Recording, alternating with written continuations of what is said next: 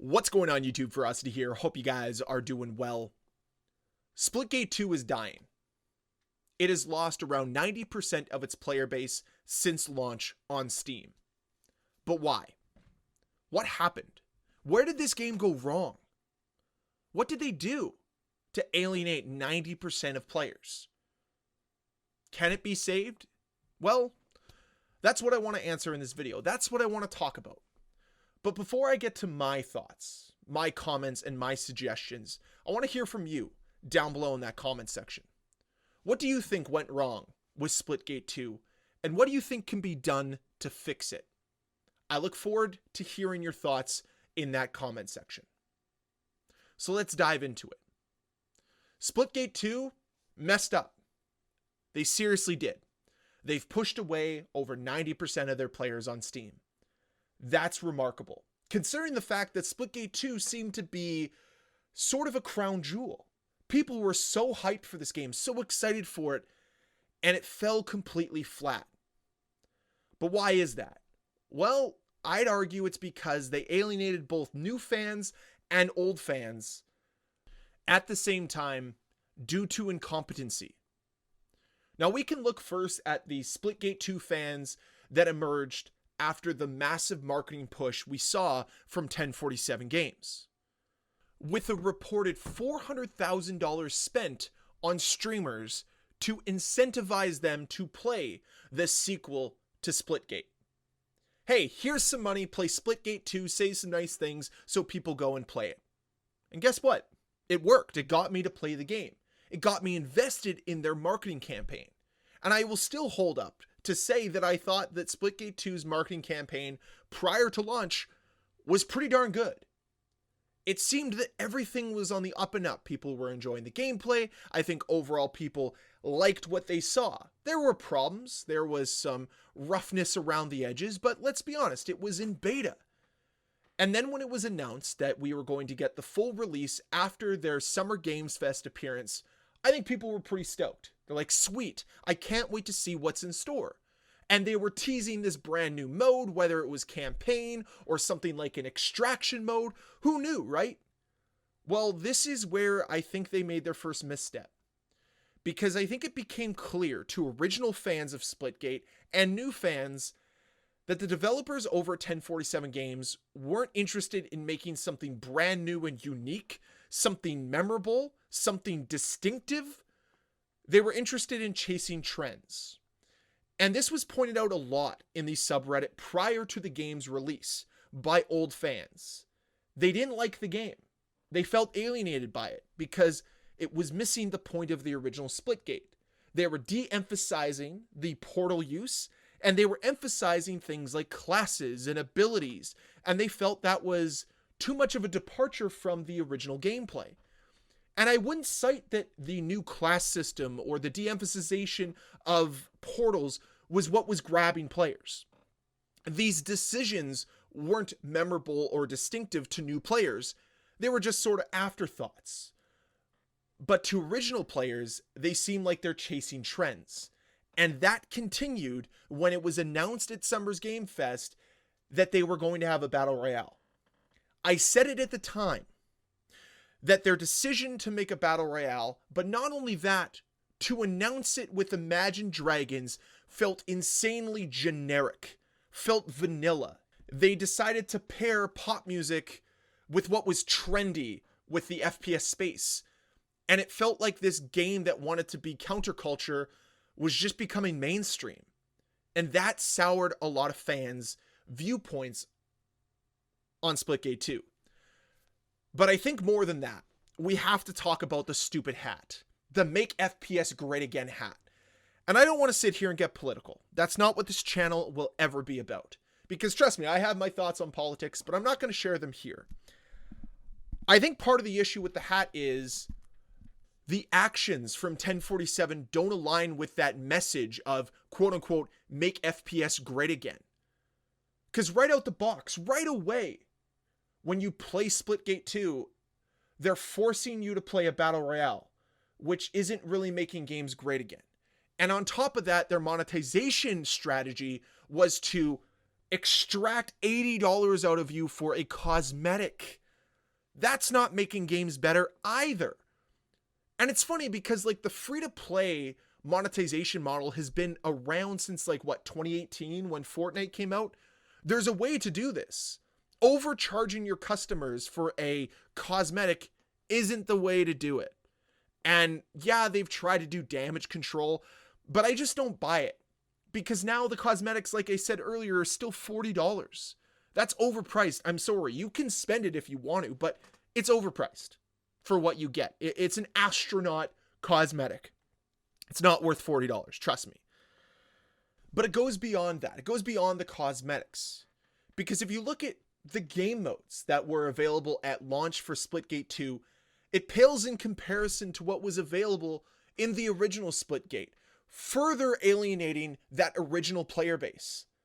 Saying, you know what, we know that there are a bunch of different game modes that you really loved. Try playing Arena Quick Play, or Onslaught, or BR, but that's really all we have to offer.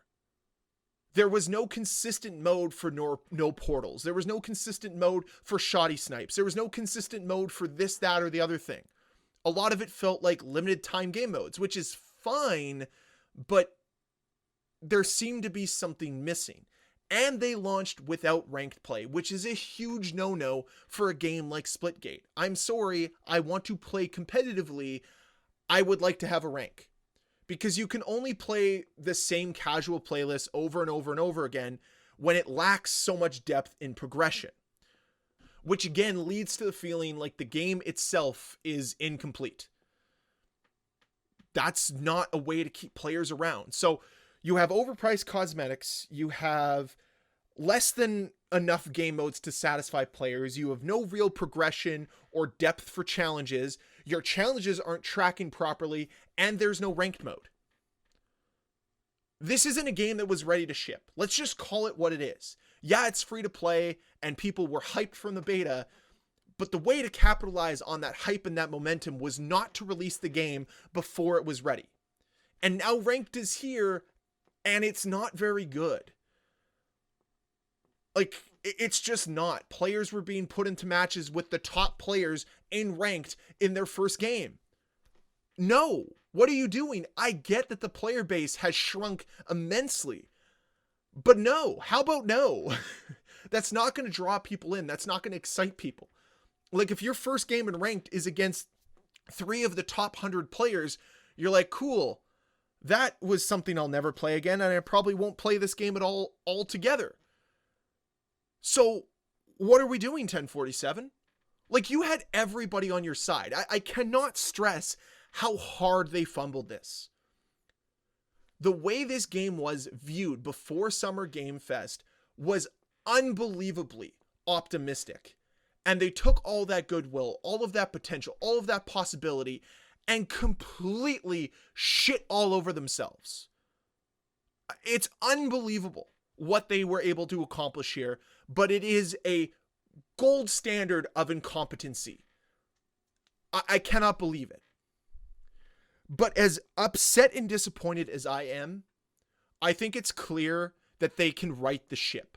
I'm not willing to give up on Splitgate 2, and I hope you aren't either. Let's sit on the sidelines and see what 1047 can do. And I think a lot of this begins with defining what Splitgate 2 is trying to be. If it wants to be a trend chaser, then I don't think it'll do very well. But if it wants to set its own trends, I think it can succeed.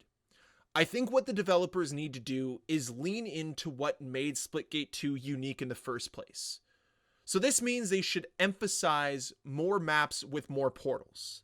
They need to get rid of the class system and just have a very arena-based shooter that starts everybody off on a level playing field, that allows you to pick up weapons throughout the map, very similar to Halo 3, for instance, because it feels like they went Halo 4 with their decision-making, which, for those of you that played Halo 4, know how much of a disaster that was, and those of you that didn't, well, don't worry, it was a mess. A game like this does not need a class system. A game like this needs to lean into its identity.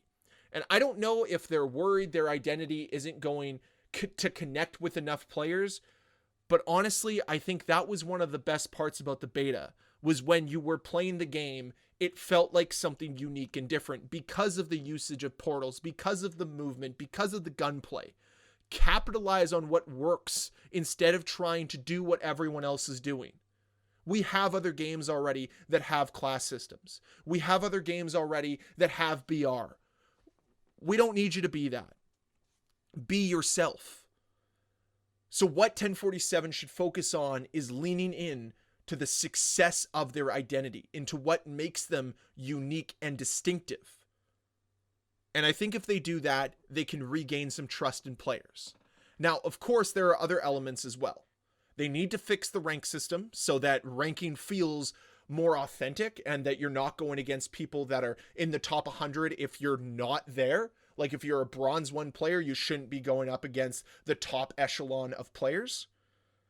They need to change the cosmetic approach, whether it's making things cheaper or expanding what's available in cosmetic packages. Whatever it is, they need to increase the value for the player. We need to have a variety of more game modes. Things like Fiesta and Shoddy Snipes and No Portals should be more standard game modes instead of constantly switching out game modes every 2 to 3 days. There needs to be more staples to Splitgate 2's entire library of game modes. And lastly, we need more depth to the progression. Whether this is through challenges or through XP, whatever it might be, there needs to be something there for players to work towards every single game to give them a sense of reward. That's what you need to do. Those should be your focal points. I'm not saying you can't still have BR, because I will say this, they have a decent BR. I'm not going to deny that.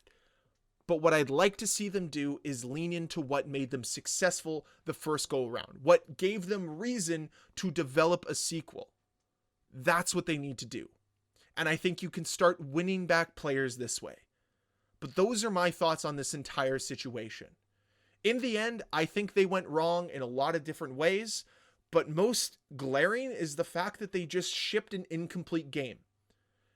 But I think they can right the ship by proper direction and leaning into their own identity. So I'd love to hear your thoughts on this down below in the comments section. And as always, guys, thank you so much for watching. If you enjoyed this video, please hit the like button. If you want to see more videos from me, please hit that subscribe button. I'll see you guys next time. Bye.